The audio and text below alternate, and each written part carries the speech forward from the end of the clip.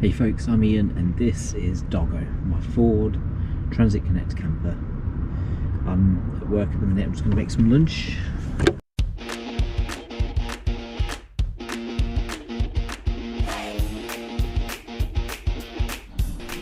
So I've just come out to check my solar. Let me switch these lights off because they are bouncing off the camera.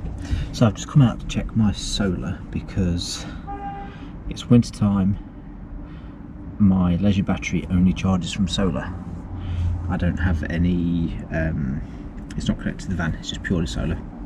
And I put a fridge in about a month ago, maybe a little bit longer than a month ago. Put a fridge in and that thing gobbles up the juice. Now it's got to the point where when the clock's changed, that sort of time, I'd come out and the battery wouldn't be flat, it'd be 11 volts, 10.5 volts.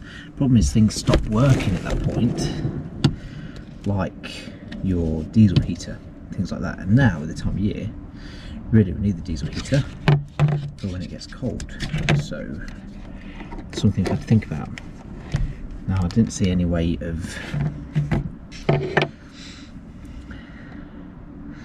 boosting the power. This is going to be crinkly. So couldn't see any way of boosting the power, so I've had to think of how can I reduce the power. And the fridge I was running at 4 degrees, everything was lovely and cool in there and that was perfect.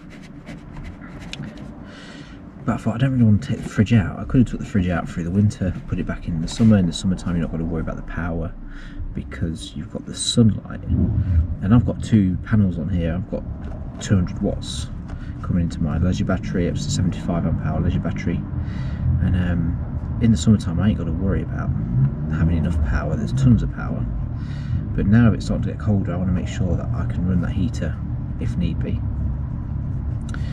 So a bit more concerned about it. So I had to think about what to do. I thought about taking the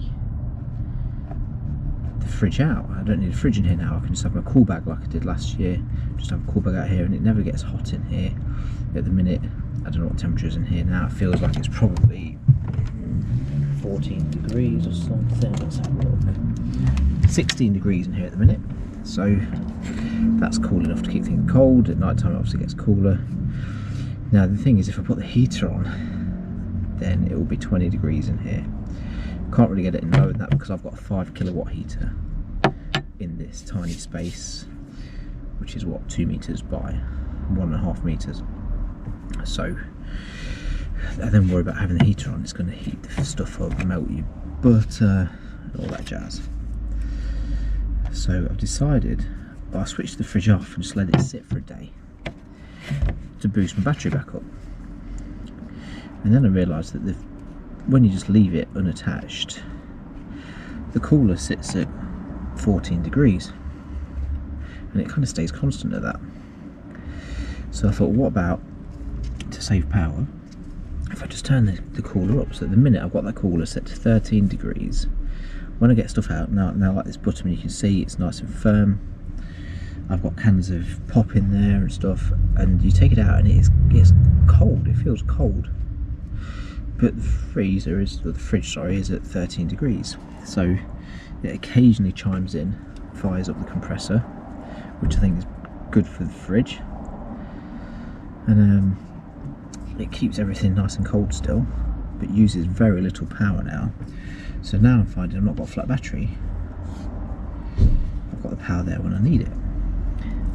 So a little tip for you folks, if you run a fridge in your van and you're only getting a few hours of solar every day, which can keep itself topped up if you're not running the fridge, just turn your fridge up. It don't need to be at 4 degrees. In the summertime, different story, loads of sun, get that thing firing up at 4 degrees, but for now, for this time of year, you don't need it. So just wanted to talk to you about that really.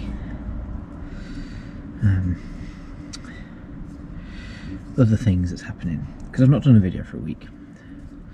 I've got a problem with my reversing camera, and the problem is when I was fitting this piece here,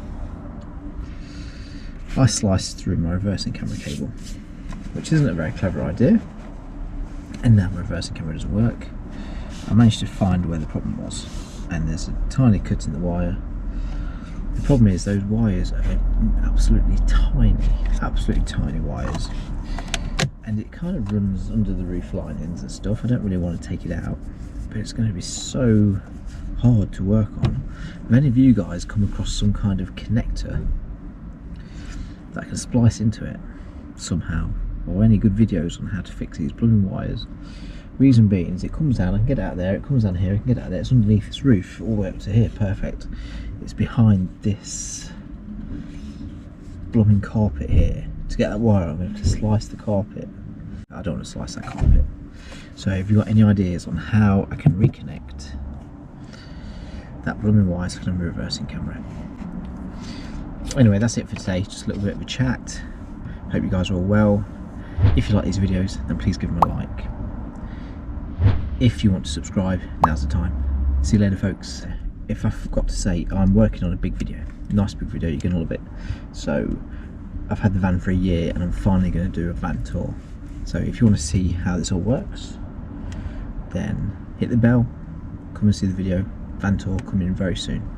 See you later. Bye bye bye bye.